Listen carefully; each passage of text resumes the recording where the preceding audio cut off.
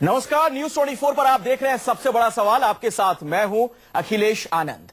जम्मू कश्मीर में पीडीपी के साथ सरकार बनाना बीजेपी के लिए मुसीबत का सबब बनता जा रहा है। जम्मू कश्मीर के सीएम मुफ्ती मोहम्मद सईद ने सीएम बनते ही पहले तो पाकिस्तान और अलगाववादियों को जम्मू कश्मीर में हुए शांतिपूर्ण चुनाव का क्रेडिट दे दिया। फिर पीडीपी नेता देश के दुश्मन अफजल गुरु के साथ नाइंसाफी की दुहाई देते हुए उसके अवशेष को लौटाने की मांग करने लगे और अब जम्मू कश्मीर की मुफ्ती सरकार ने राजनीतिक रिहाई के नाम पर वैसे अलगाववादियों को रिहा करने का आदेश दिया है जिनके खिलाफ कई संगीन मामले दर्ज हैं और जिन्हें बीजेपी अब तक देशद्रोही कहती आई है। सवाल ये, क्या बीजेपी सरकार में बने रहने के लिए नैतिकता, विचारों और आत्मसम्मान से समझौता कर रही है? आज हुर्रियत गिलानी ग्रुप के अलगाववादी नेता मसरत आलम को रिहा करने का आदेश दे दिया गया। उसे बारामूला जेल से रिहा किया गया है। मसरत 17 बार जेल जा चुका है और उस पर 10 लाख रुपए का इनाम भी था। ऐसे में आज हमारा सबसे बड़ा सवाल यही है कि क्या सत्ता के लिए बीजेपी ने अलगाववाद से समझौता कर लिया है? क्या कश्मीर में अलगाववादियों को रिहा होने देंगे नरेंद्र मोदी? तमाम सवालों पर हम चर्चा करेंगे खास मेहमानों के साथ, लेकिन पहले यह रिपोर्ट देखिए। मसरत आलम 2010 में घाटी में पत्थरबाजी का मास्टरमाइंड। सुरक्षा बलों पर पत्थरबाजी में 112 लोगों की मौत। मसरत आलम पर 10 लाख रुपए का इनाम। 2010 से जेल की सलाखों के पीछे है कैद। करीब 4 साल से जेल की सलाखों में बंद मसरत आलम, जिसे कानून 112 से ज्यादा लोगों की मौत का जिम्मेदार मानता है, जिसके इशारों पर कश्मीर में देश की हिफाजत करने वालों पर पत्थर चले, आज मुफ्ती सरकार की मेहरबानी से वो रिहा हो गया। लेकिन मसरत आलम तो बस पहला नाम है, या यूं कहें अभी तो ये शुरुआत है, आगे लाइन लंबी है। डॉक्टर मोहम्मद कासिम फटकू, घाटी में अलगाववादी नेता की पहचान। उम्र कैद की सजा मिली है, जेल में 22 साल गुजार चुका है। पत्नी हिजबुल मुजाहिदीन की प्रवक्ता, रिहाई पर सरकार कर रही है विचार। मुश्ताक उल इस्लाम, 1983 में श्रीनगर स्टेडियम की पिच खोदी, हिजबुल मुजाहिदीन से जुड़े रहे हैं तार। 14 साल जेल की सजा काट चुका है। 2004 में जेल से बाहर आया। 2008 में गैर कश्मीरियों के खिलाफ मुहिम चलाई। 2008 में गिरफ्तार, 2011 में रिहाई। अफजल गुरु की फांसी का विरोध किया। इस वक्त मुश्ताक जेल में बंद है। धरती की जन्नत में अलगाववाद के जहर की खेती करने वालों के ये चंद नाम हैं। बीजेपी के समर्थन से जम्मू कश्मीर की ताजा हुकूमत संभालने वाले मुफ्ती मोहम्मद सईद ने फरमान दिया कि सभी राजनीतिक कैदियों की रिहाई की जाए। People want peace, nobody wants violence. Let me assure you to that extent.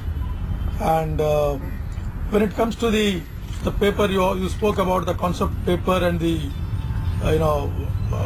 we would come back to you as and when we are ready with our views. But yes, all the directions issued by the government will be complied with. Let me assure you to that extent. पहले भी 2002 में बतौर मुख्यमंत्री मुफ्ती साहब ने अलगाववादियों से प्रतिबंध हटाए थे। इसलिए ताज्जुब नहीं कि घाटी के अलगाववादी और पीडीपी एक जुबान में बोले। मसरत आलम, डॉक्टर मोहम्मद कासिम फटकू और मुश्ताक उल इस्लाम ऐसे नेता हैं जिनके अपराध पर देश की अदालतों ने मुहर लगाई और फिर उन्हें कानून के मुताबिक सलाखों के पीछे भेजा गया। फिर सवाल है कि पीडीपी के ताजा फरमान पर बीजेपी का रुख क्या है? इस दुनिया को, इस देश को, सबको इम्पोर्टेंट है क्या? हॉस्पिटल, दवाई मिले, इलाज हो, इज्जत मिले, रिस्पेक्ट मिले। आप उग्रवादियों की बात करो, पाकिस्तानियों की बात करो, दूसरों की बात करो, उस चीज में हमें लेना देना कुछ नहीं है। भाजपा ने पीपल्स डेमोक्रेटिक पार्टी के साथ एक सीएमपी फिक्स किया है, कॉमन मिनिमम प्रोग्राम। जहां पे बात आती है पार्टी की नीति की, उस पे जो भी स्पष्टीकरण देना चाहते हैं वो हमारे लिए अधिकृत हमारे प्रवक्ता हैं और वो इसके लिए आपको बिल्कुल उचित उत्तर दे सकते हैं। वैसे जब से जम्मू कश्मीर में बीजेपी पीडीपी की जुगलबंदी हुई है, तब से कहा जा रहा है कि ये बेमेल गठबंधन है। एक पाकिस्तान और अलगाववादियों पे नरम तो दूसरा गरम। नरम गरम की सियासत पर बीजेपी के साथी भी तीखे सवाल उठा रहे हैं। इसलिए आज का सबसे बड़ा सवाल है, क्या सत्ता के लिए बीजेपी ने आतंकवाद से समझौता कर लिया? क्या कश्मीर के अलगाववाद और पाकिस्तान परस्त आतंकवाद पर अब तक सख्त रुख अख्तियार करने वाले नरेंद्र मोदी मुफ्ती सरकार को मन मर्जी करने देंगे? श्रीनगर से आसिफ सुहाब के साथ ब्यूरो रिपोर्ट, न्यूज 24। और सबसे अहम सवाल तो यह है कि अब बीजेपी के राष्ट्रवाद का क्या होगा। जम्मू कश्मीर के ये वो तमाम मुद्दे हैं, जरा याद कीजिए, जिनके सहारे राष्ट्रवाद का नारा बुलंद करती आई है बीजेपी, और अब ऐसा लगता है कि इन तमाम मुद्दों पर बीजेपी एक एक करके समझौता कर रही है। चर्चा की शुरुआत करें उससे पहले जो तमाम मेहमान हमारे साथ जुड़ चुके हैं उनसे मैं आपकी मुलाकात करवा दूं। मेरे साथ संबित पात्रा साहब जुड़ चुके हैं, भारतीय जनता पार्टी के राष्ट्रीय प्रवक्ता हैं। राकेश सिन्हा आरएसएस के विचारक मेरे साथ मौजूद हैं। कांग्रेस के नेता मुकेश नायक भी मेरे साथ जुड़ चुके हैं। उर्मिलेश जी वरिष्ठ पत्रकार मेरे साथ स्टूडियो में मौजूद हैं, और सुकेश रंजन हमारे इनपुट एडिटर भी इस चर्चा में शिरकत कर रहे हैं। पीडीपी के नेता भी कुछ ही देर में हमारे साथ जुड़ेंगे, उनसे भी हम बात करेंगे। संबित पात्रा जी, पहला सवाल आपसे मेरा होगा, लेकिन उस सवाल से पहले दर्शकों के सामने एक शख्स का मैं परिचय फिर से रखना चाहूंगा। मसरत आलम इस शख्स का नाम है, जिसे अब से कुछ ही देर पहले जम्मू कश्मीर में बारामूला जेल से रिहा किया गया है। यह है कौन, जरा ध्यान से सुनिएगा। हुर्रियत कॉन्फ्रेंस का नेता है मसरत आलम, गिलानी गुट का नेता, मुस्लिम लीग का चेयरमैन, वहां पर कट्टरपंथी नेता के तौर पर पहचान। 2010 में घाटी में पत्थरबाजी का उसे मास्टरमाइंड माना गया, तब 112 लोगों की मौत हुई थी। इस शख्स पर सरकार ने 10 लाख रुपए का इनाम रखा था, और साल 2010 से जेल की सलाखों के पीछे था मसरत आलम। संबित पात्रा जी, इस मसरत आलम को आप लोगों ने जेल से रिहा करने का फैसला क्यों लिया? जम्मू कश्मीर में आपकी जो सरकार है पीडीपी के साथ, उसने ध्यान से थोड़ा सा टाइम मुझे दीजिएगा, क्योंकि विषय ऐसा है कि मुझे पॉइंट बाय पॉइंट एक मुझे समझाना है। देखिए, ऐसा प्रतीत होता है मानो हमने इस पूरे निर्णय में कहीं ना कहीं भागीदारी निभाया है। ये ठीक नहीं है।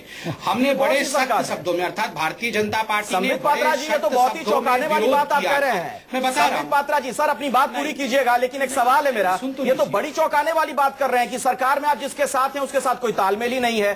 क्या ऐसे सरकार जम्मू कश्मीर में इनकी सरकार है, जम्मू कश्मीर में इनकी सरकार है, और ये कहते हैं इस निर्णय से हमारा लेना देना ही नहीं है। सुन लीजिए जी, सुन लीजिए, बोलिए सर, बोलिए। सुन लीजिए, पूरा सुन लीजिए, फिर आप बताइएगा। देखिए, पहला ये समझिए कि हमने वहां सरकार क्यों बनाया। कोई विकल्प नहीं था। दो पार्टियां जिनको 28 और 25 सीटें मिली, वही जम्मू और कश्मीर के बीच के खाई को पाट सकते थे, इसलिए सरकार बनाया। जहां तक मुफ्ती साहब के गलत बयानी का हमने देखा है आलम, हमने खुद पार्लियामेंट में राजनाथ जी ने बयान देके उसका खंडन किया कि हम उन बयानों के साथ खड़े नहीं हैं। अफजल गुरु के अवशेषों के विषय में बात की गई तो उस चिट्ठी को हमने फाड़ के कूड़ेदान में फेंका, और आज जब रिहाई की बात की गई हमने अपोज भी किया है। मगर मसरत आलम के विषय में आज मुझे बता रहे हैं, नहीं जा रही है संबित पात्रा जी, मैं राकेश सिन्हा जी से इसका जवाब देना चाहूंगा। आरएसएस के विचारक मेरे साथ मौजूद है। राकेश, ना आप सुन लीजिए, आप जवाब नहीं दे पा रहे हैं सर। 10 सेकंड सुन लीजिए, आपकी बात नहीं सुनी जा रही है। मैं दे रहा हूं, देशद्रोही थे, सुन लीजिए, जेल से बाहर आ रहे हैं। 10 सेकंड सुन लीजिए, 10 सेकंड सुन लीजिए, आपके जवाब में दे रहा हूं। जब हमने अभी बातचीत की कि मसरत आलम को आखिरकार आपने रिहा क्यों किया, मेरी पुलिस से भी बात हुई। उन्होंने कहा, देखिए, मसरत आलम को पीएसए अर्थात पब्लिक सिक्योरिटी एक्ट के अंदर रखा गया था। पहले पीएसए 2 वर्ष के लिए होता था, विगत वर्ष उसे अमेंड किया गया है, अब वो 6 महीने और 1 साल का है। और अभी अर्थात 6 महीने पहले सुप्रीम कोर्ट ने इसे स्क्वैश किया कि संबित पात्रा जी, आपके सहयोगी मेरे साथ जुड़ चुके हैं। एक मिनट संबित पात्रा जी, सुप्रीम कोर्ट का आदेश है। आपको बीच में रोक रहा हूं, माफी के साथ दोबारा आपके पास आऊंगा। अपने दर्शकों को बता दें कि पीडीपी के नेता इस वक्त हमारे साथ जुड़ गए हैं, वहीदुर रहमान साहब। आता हूं संबित पात्रा जी आपके पास, आप ही के सहयोगी हैं वहीदुर रहमान जम्मू कश्मीर में। वहीदुर रहमान जी, वो शख्स जिस पर 112 लोगों की मौत का इल्जाम है, 112 लोगों की जान गई थी साल 2010 में जो पत्थरबाजी वहां पर हुई थी, ऐसे शख्स की रिहाई का फैसला आप लोगों ने क्यों किया है? जनाब, आप जो कह रहे हैं, पहले तो आपकी इंफॉर्मेशन गलत है। He is not responsible for killing 112 children, but it was a state government उस वक्त जो उमर अब्दुल्ला नहीं, तो क्या देशभक्त हैं वो क्यों रखा था गया, जेल में क्यों रखा गया था फिर उन्हें? देशभक्त नहीं है। क्या ऐसा बड़ा काम उन्होंने किया था, नेक काम किया था, देश हित में काम किया था कि उन्हें जेल में रखा गया था? यही बता दीजिए आप। चलिए, आपकी टीवी चोरी से तय नहीं होगा कि रियासत कैसे चलेगी। दूसरी बात जो आपने समझ ली है कि मसरत आलम जब अरेस्ट हुआ था तो इसको अरेस्ट रखने में जो भी जुडिशियल रेमेडीज होते हैं, we have exhausted all the legal provisions to keep him under detention. 1 Second important thing is that he was released today under an administrative order by DC Jammu. not by any court, not by any political authority. It was not a political decision. The law has taken its own course. We have exhausted all the resources to keep him in the jail. एक ये बड़ा अहम सवाल है। देखिए, आपको इतना भरोसा तो होगा ना हमारी बात पे कि इसको बंद रखने के लिए कोई केस बनाने की जरूरत है। केस बन रहा है आज की तारीख में, तो बंद कैसे रखेंगे? आप बताइए। आप केस बनाइए कल, हम उसको फिर से बंद कर दें। वजीदुर रहमान साहब, फाइल एन एप्लीकेशन अगेंस्ट। सवाल सुन लीजिए वजीदुर रहमान साहब, सुकेश रंजन आपसे सवाल पूछ रहे हैं, हमारे सहयोगी। सुकेश पूछिए। रहमान साहब, जी जी, ये सज्जन जो है ये पॉलिटिकल प्रिजनर है क्या? इनको आप पॉलिटिकल प्रिजनर मानते हैं? मशरत आलम साहब, इन पे आरोप था कि ये मास्टरमाइंड थे स्टोन पेल्टिंग के, ये पॉलिटिकल प्रिजनर हुए? Now let you understand the problem today. He is the engineer of stone pelting. The case has been already disposed by the court of law. We are again detaining him. हमने इसको फिर से बंद रखा है, 3 साल, 4 साल, 5 साल बंद रखा। अब मुझे बताइए, आज की तारीख में एक डीसी का ऑर्डर कैसे पॉलिटिकल प्रिजनर को छोड़ देता है? जरा आप मुझे बताइए। He is the mastermind of 2010 की एजुकेशन। डीसी ने कैसे छोड़ा इसको? मैं यही सवाल आपसे पूछ रहा हूँ। Because there is no case against him today. आप समझने की कोशिश क्यों नहीं करते? अच्छा सर, ये बताइए, अगर हम नहीं समझ पा रहे हैं, 10 लाख रुपए का इनाम क्यों रखा गया था मसरत आलम पर? एक मिनट सुकेश, किसने रखा? अरे कब रखा है 10 lakh? He was arrested. Nobody was rewarded for that. आपको गलत इंफॉर्मेशन है। अच्छा, ये सारी जानकारियां गलत हैं सबके पास। जी जी, तो बीजेपी अगर विरोध कर रही है तो गलत है फिर तो वो? नहीं, बीजेपी अगर इस रिहाई का विरोध कर रही है तो गलत है फिर तो वो? नहीं, उनका हक है, ऐसी बात नहीं है। हम नहीं कह रहे गलत कर रही है। They have right. एंड देखिए, इशू ये है कि हम कह रहे हैं अगर इसके खिलाफ चार्ज बनता है, केस बनता है, हमें पता नहीं, हमें टीवी से पता चला कि छूटा है। डीसी जम्मू, आपको टीवी से पता चला? देखिए, आप डीसी जम्मू से पूछिए। सुकेश, मैं बाकी मेहमानों के पास जाऊं उसके पहले जरा मुझे ये बताइए। एक मिनट आता हूं सर आपके पास। सुकेश रंजन मेरे इनपुट एडिटर मेरे साथ यहाँ पर मौजूद हैं। संबित पात्रा साहब कह रहे हैं कि उनकी इसमें रजामंदी है नहीं बीजेपी की, उसके बावजूद उनकी रिहाई हो जाती है मसरत आलम की, जबकि वो सरकार में है। ये कह रहे हैं कि इन्हें टीवी से पता चला कि मसरत आलम की रिहाई हो गई है। क्या है फिर ये मसला? संबित पात्रा को एक कोट सुनाना चाहता हूं, दो कोट में सुनाना चाहता हूं। एक तो पहले सुना देता हूं। 5 सितंबर 2010 को लाल कृष्ण आडवाणी ने कहा कि कश्मीर में अलगाववादियों का नेतृत्व हुर्रियत कॉन्फ्रेंस करती है, लेकिन पत्थरबाजी के लिए हुर्रियत के बजाय पीडीपी से प्रदर्शनकारियों को ताकत मिलती है। ये इसका इतिहास है, ये संदर्भ है जिसके इस इर्द गिर्द हम चर्चा कर रहे हैं। और उसके बाद इनकी रिहाई हो जाती है। अगर आप सच में ऐसे स्टेटमेंट देना चाहते हैं टीवी पे जी, और इस हिसाब से आप इस तरह देखिए, The Jammu and Kashmir state has gone through a huge process, hectic process of election. हमें इतिहास मालूम है। देखिए, वजीदुर रहमान साहब, आप सुन लें। आप बात सुनिए मेरी पहले। 65% लोगों ने वोट डाला है जम्मू और कश्मीर में। ये जो अलायंस बना है, इसका मैंडेट आपने कहा थैंक्स टू पाकिस्तान। 65% लोगों ने डाला thanks to Pakistan. It is an alliance for peace in region. नहीं, पाकिस्तान और हुर्रियत के नेताओं की वजह से शांतिपूर्ण चुनाव वहां पर हुआ है। अफजल गुरु अब रिहा हो जाना चाहिए, क्योंकि वो नहीं, उसके साथ नाइंसाफी हुई है। मुझे लगता है एक बीच में इंटरजेक्शन जो है वो होना चाहिए। राकेश सिन्हा हमारे साथ। राकेश जी, ये दोनों लोगों की बहस सुन रहे हैं। राकेश जी, आप संतुष्ट है ना? ये पॉलिटिकल प्रिजनर है, इनकी रिहाई सही है, इसमें कुछ गलत नहीं हुआ है? पूछे आप। देखिए, आप कोर्ट से क्यों नहीं पूछते कि ये रिहाई गलत है या सही? एक बार सुन लीजिए सर, सुन तो लीजिए। राकेश सिन्हा जी आरएसएस के थिंकर हैं, विचारक हमारे साथ हैं, वो भी कुछ कहना चाह रहे हैं। आप कोर्ट से क्यों नहीं पूछते? आप राकेश जी से पूछते हैं। आपको मतलब state can not run this state like this. There is a system of justice and law. How can you run a state in a media studio? Wajidur Rahman साहब, कोर्ट उसी पे निर्णय करेगा जब स्टेट अपना पक्ष सही से रखेगा। हम जानते हैं कि कोर्ट कैसे फंक्शन करता है। कैसे, कब? जब अफजल गुरु हुआ था तो उस वक्त स्टेट ने क्या प्रेशर रखा था? कोर्ट की चली है उस वक्त। अफजल गुरु के बारे में आपकी पार्टी ने क्या कहा? वो तो कोर्ट ने कहा था। हमने क्या कहा? वो मैटर नहीं करता है। फांसी पे लटका दीजिए, ये तो कोर्ट ने कहा था ना। देश की सबसे बड़ी अदालत का फैसला है, सुप्रीम कोर्ट का। आप देखिए, ये हिंदुस्तान का मुल्क ऐसे नहीं चलेगा टीवी स्टूडियो से। There is a system. ये सर नहीं, ऐसे भी नहीं चलेगा जैसे आप चलाना चाहते हैं। आप जैसे चलाना चाह रहे हैं। एक मिनट, हम जैसे चलाना, इलेक्शन हमने लड़े हैं ना, आपने थोड़ी ना लड़े। नहीं, आपने लड़ा, लेकिन आपने क्रेडिट पाकिस्तान को दे दिया। आपने हुर्रियत के नेताओं को दे दिया कि शांतिपूर्ण चुनाव हुआ है। सेना के जवानों ने जैसे वहां कुछ काम ही नहीं किया, चुनाव आयोग ने कोई काम ही नहीं किया। राकेश सिन्हा जी, फिक्र है हमसे ज्यादा सेना की जवान? राकेश सिन्हा जी, आपको ज्यादा फिक्र है हमसे? सबको फिक्र है सर, हर हिंदुस्तानी को फिक्र है। आप लोगों को फिक्र नहीं है टीवी स्टूडियो में? हर हिंदुस्तानी को फिक्र है सर। राकेश सिन्हा जी, नहीं, हम भी हिंदुस्तानी है, हमें फिक्र है आपसे ज्यादा। हम कश्मीर में रहते हैं तो हम। जी जी, इस तरीके में मत करिए police. Sir 1 minute Rakesh ji को मैं चर्चा में लाना चाह रहा हूँ, आप पर मैं आऊंगा दोबारा आपसे बात करूंगा। हमें बात करने दीजिए ना, मसला हमारा है, आप राकेश जी से पूछ रहे हैं, ये हमारा मसला। अरे क्या बात कर रहे हैं, मसला आपका है, बीजेपी आपके साथ वहाँ सरकार में है और आरएसएस की नजर लगातार इन चीजों पर रहती है, क्या बात कर रहे हैं? मसला किसी के घर का थोड़ी ना है, किसी के घर का मसला नहीं है सर, ये देश का मसला है, देश का मसला नहीं है। राकेश सिन्हा जी, जो कुछ हो रहा है जम्मू कश्मीर में सही हो रहा है, आप इत्तेफाक रखते हैं इस पूरे घटनाक्रम से? घटना बना दिया आपने। पहले तो शांत हो जाएं पीडीपी वाले, तभी मैं बोलूं। देखिए एक बात है कि भारतीय जनता पार्टी पीडीपी का अलायंस को मैं एक नया प्रयोग मानता हूं। यह एक नया प्रयोग ऐसा है जिसमें दो प्रकृति के लोग एक साथ काम कर रहे हैं।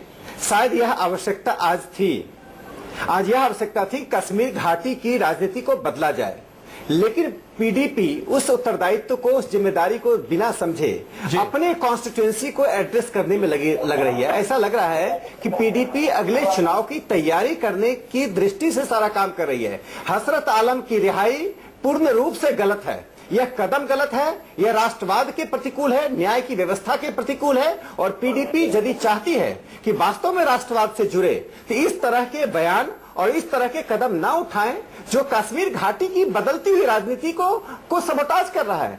भारतीय जनता पार्टी ने एक बहुत महत्वपूर्ण कदम उठाया जिसको मैं कहता हूं 1 स्टेप बैकवर्ड 2 स्टेप फॉरवर्ड।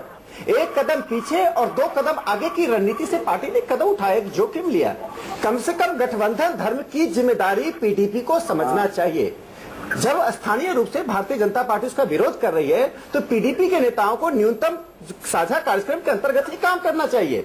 न्यूनतम साझा कार्यक्रम से यदि बाहर जाते हैं और इस तरह के कदम उठाते हैं तो न्याय संगत होते हुए भी गठबंधन पर एक बड़ा प्रश्न चिन्ह लगेगा। तो गठबंधन में जब प्रश्न चिन्ह लग जाएगा राकेश सिन्हा जी, तो सरकार में बीजेपी के बने रहने का कोई फायदा है क्या? पिछली बार जब चर्चा आपसे हो रही थी, आप ही ने बयान दिया था, आपने कहा भी था कि अगर आगे भी पीडीपी का ये रुख जारी रहता है तो बीजेपी को हट जाना चाहिए वहां से सरकार में। देखिए मैंने कहा कि एक नया प्रयोग किया भारतीय जनता पार्टी ने, अपनी विचारधारा और संगठन दोनों को जोखिम में उठाकर पार्टी ने देश के हित में, वैली के हित में, घाटी की राजनीति में गुणात्मक परिवर्तन हो, वहां के लोगों की मानसिकता में भारत के बारे में परिवर्तन हो, इसके लिए जरूरी है कि राष्ट्रवादी पार्टी गवर्नेंस के द्वारा वहां तक पहुंचे।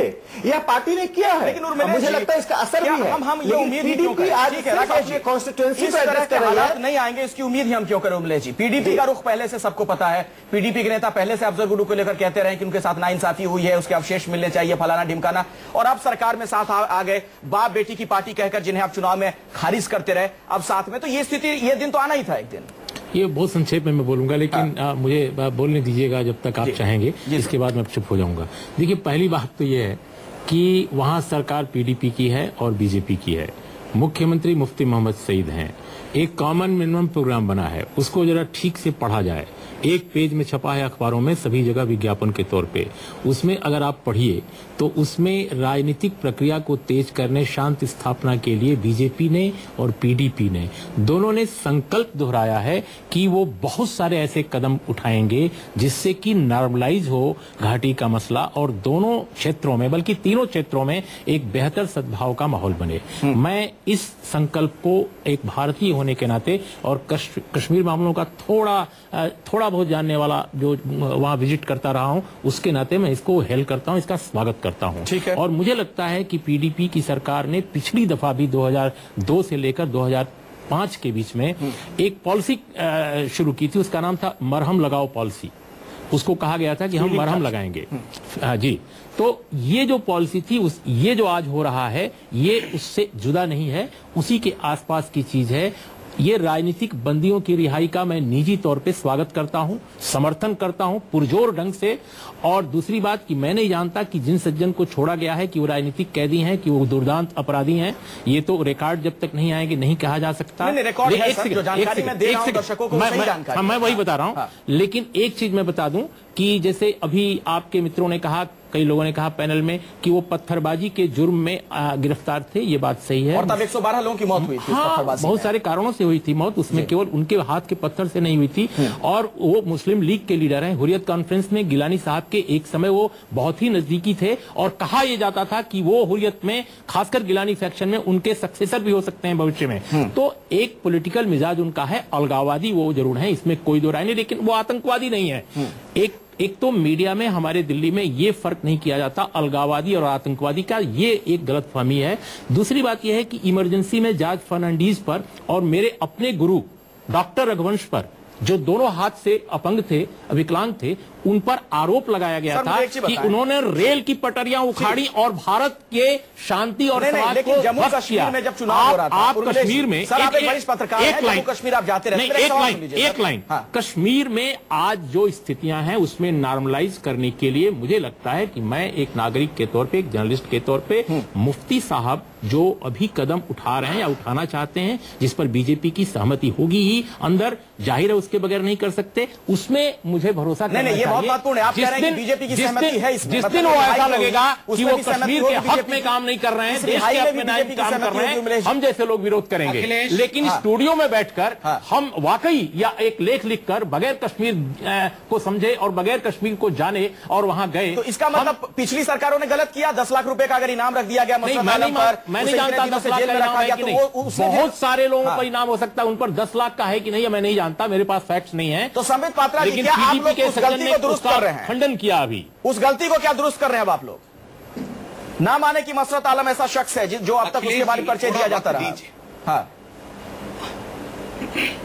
अखिलेश जी, मैं आपसे थोड़ा संयम चाहूंगा क्योंकि सारे प्रश्न हमसे पूछे जा रहे हैं, तो मुझे संयम से उत्तर देने दीजिए। नंबर 1, आप देखिए बहुत सही कह रहे हैं कि जिस प्रकार से मुफ्ती सैयद साहब बयानबाजी कर रहे हैं ये तो बहुत दुखद विषय है और हम जैसे राष्ट्रवादी लोगों के लिए सहना मुश्किल है। मगर इसके बावजूद भी उन्हें अगर 28 सीटें मिलती है, वो कोई आज से बयानबाजी नहीं कर रहे हैं, उनका ये प्रदर्शन बहुत सालों से रहा है। अर्थात एक बहुत बड़ा तबका कश्मीर में ऐसा है जो उनको सपोर्ट करती है।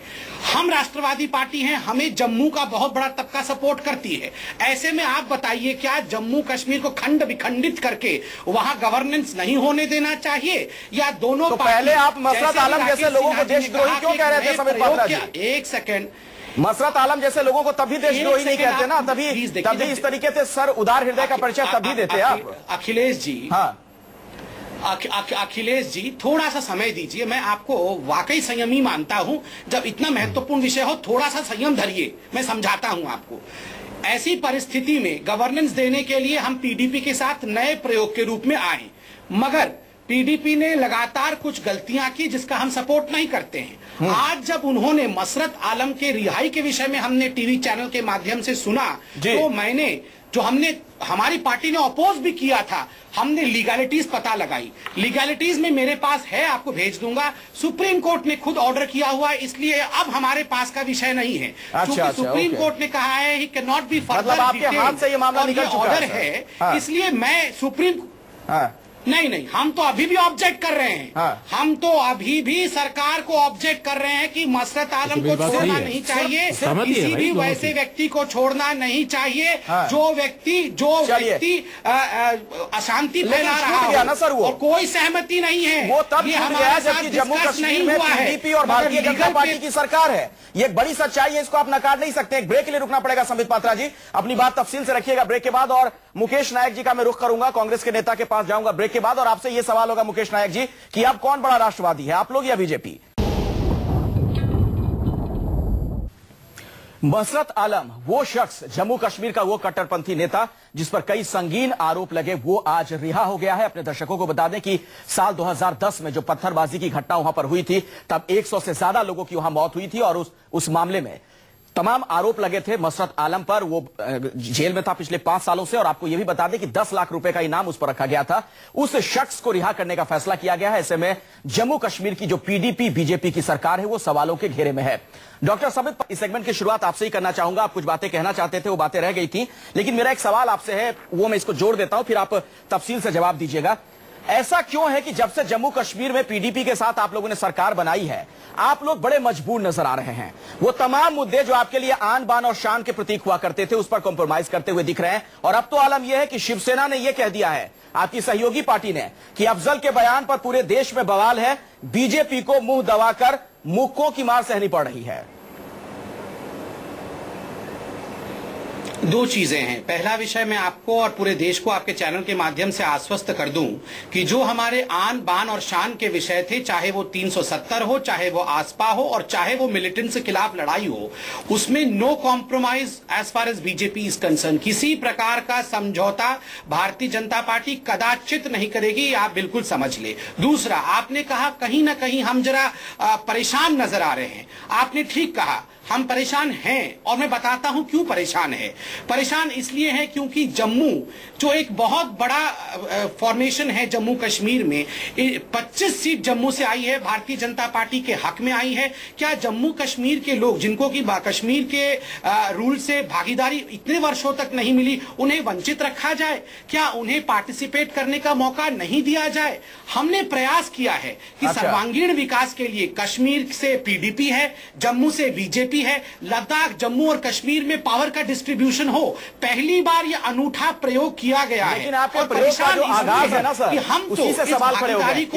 एक छोटा सा जवाब, संबित पात्रा जी, राकेश सिन्हा जी संघ से जुड़े हुए हैं, उन्होंने एक बात कही, मैं उसका जवाब चाहता हूं। उन्होंने कहा कि ये जो बयान आया है, ये जो कार्रवाई आज की हुई है, वो राष्ट्रीय भावना के प्रतिकूल है। क्या आप ये मानते हैं कि जो आज आपकी सरकार ने किया है वो राष्ट्रीय भावना के प्रतिकूल है? पहली बात, आज इसका जवाब दे दीजिए। के आदेश अनुसार वो बोल रहे हैं कि आदेश से नहीं, मैं बता रहा हूं, बिल्कुल संक्षिप्त में जवाब दे रहा हूं कि मैं मानता हूं, पार्टी मानती है कि इस प्रकार से जो लोग अशांति फैलाने के लिए जिम्मेदार थे उनको रिहा नहीं होना चाहिए। हमने अपोज भी किया है, मगर कुछ टेक्निकल पॉइंट, अभी चंद मिनटों पहले अखिलेश जी बोल रहे थे कि आखिरकार सुप्रीम कोर्ट ने रिहा क्यों किया, क्या सरकार ने पक्ष अच्छे से नहीं रखा? तो मैं आपको याद दिलाऊं, 2010 से यह मामला हाईकोर्ट और सुप्रीम कोर्ट में चल रहा है। उस समय हमारी सरकार नहीं थी। पक्ष में या विपक्ष में अगर सुप्रीम कोर्ट किसी ने लड़ा है इस केस को, तो मुझे लगता है आप मुकेश जी से पूछिए। मुकेश नायक जी से जवाब ले लेता हूं। अच्छे से नहीं रखा गया, जो सुप्रीम कोर्ट ने डिटेन हटा दिया। मुकेश नायक जी, देखिए, संबित पात्रा जी कह रहे हैं कि एक अद्भुत प्रयोग है, या तो आप लोग उस प्रयोग को नहीं समझ पा रहे हैं या फिर आप लोग खालिस राजनीति कर रहे हैं। मुकेश जी, वो ये भी कह रहे हैं कि उनकी वजह से लिया हुआ है कि ये वही संबित पात्रा है। पहले इन्हें बोल लेने दीजिए जो बोल रहे थे, मैं आराम से बोल लूंगा। नहीं, आप ही बोलिए मुकेश जी, बहुत देर से आप खामोश हैं, आपको अब सुनना चाहते हैं हम लोग, बोलिए। हम क्या खामोश हैं? आप कोई न्याय करते ही नहीं एंकरिंग में। आप इस तरह का इम्बैलेंस आप एंकरिंग करते हैं कि किसी से लगातार उन्हें बोलना भी नहीं आ रहा तो पूछे जा रहे हैं, और कोई शांति से बैठा है तो आप सवाल कई देर से, इसीलिए मैंने पूछ लिया। सीनियर लोग हैं, कई बार से जनप्रतिनिधि हैं। जी बोलिए सर, बोलिए। मैं ये कहना चाह रहा हूं कि मुझे विश्वास नहीं हो रहा कि ये वही संबित महापात्रा जिनसे सैकड़ों बार मैं टेलीविजन पे बात कर चुका हूं। आज मुझे ये बिल्कुल अपरिचित लग रहे हैं। आप देखिए कि 7 दिन हुए सरकार बने हुए, थोड़ा सा समय हुआ, और इतने कम समय में शपथ लेने के बाद पहला बयान दिया मुफ्ती मोहम्मद सईद ने कि मैं पाकिस्तान को धन्यवाद देता हूं कश्मीर में शांतिपूर्ण चुनाव के लिए।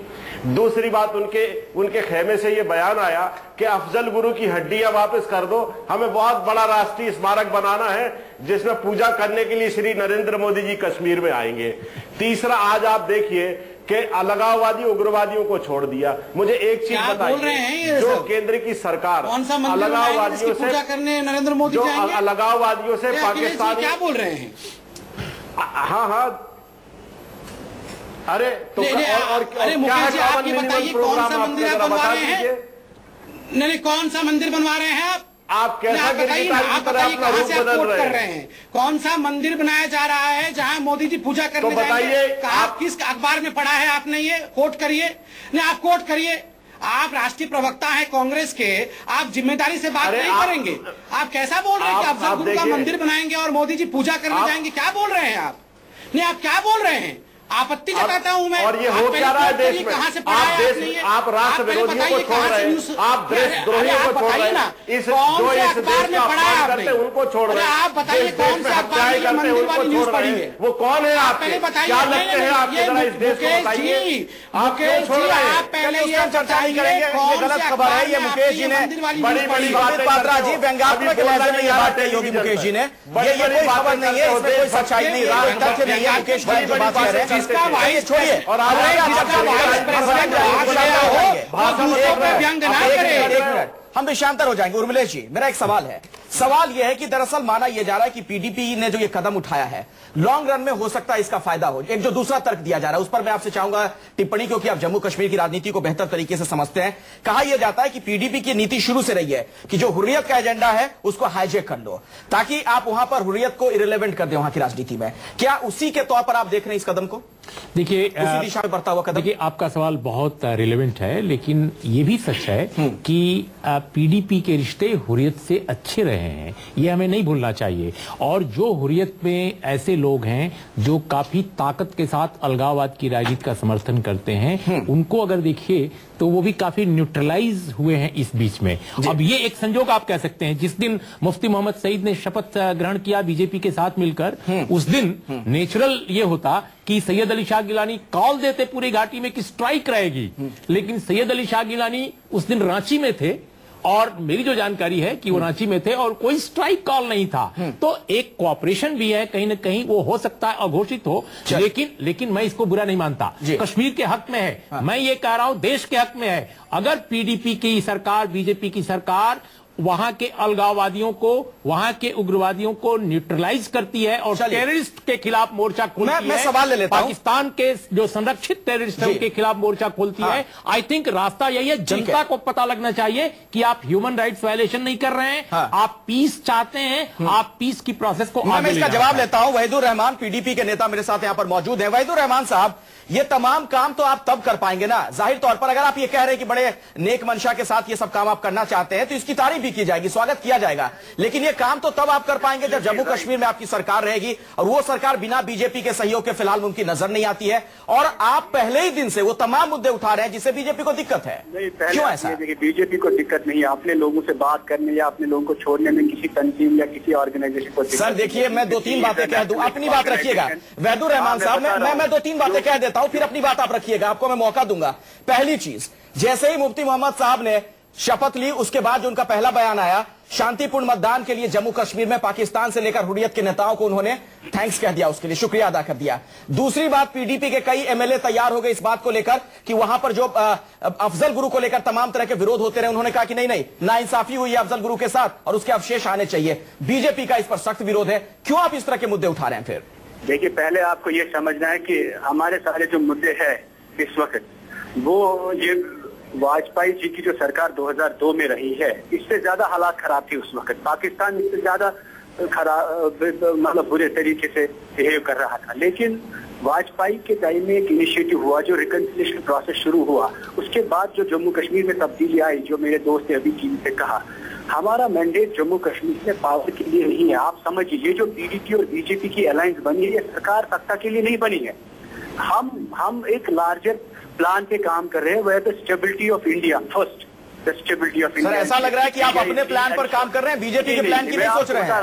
बीजेपी का भी तो सोचिए ना सर, एक राजनीतिक पार्टी भारतीय जनता पार्टी है और उसके भी तमाम मुद्दे हैं, उसका भी तो सोचिए। आप अपने प्लान पे सोचे जा रहे हैं। बीजेपी की सोचने की जरूरत नहीं है, हम भारत का सोच रहे हैं। ये लीजिए आप राकेश सिन्हा जी, अब ऐसे में सरकार कैसे चलेगी? वो साफ साफ कह रहे हैं कि हम भारत के लिए सोच रहे हैं, बीजेपी की सोचने की जरूरत नहीं है हमें। और जो ताजा खबर है अपने दर्शकों को बता दूं मैं, राकेश सिन्हा जी, इसके बाद अपना कमेंट कीजिएगा। जम्मू कश्मीर में भारतीय जनता पार्टी ने प्रोटेस्ट भी शुरू कर दिया है।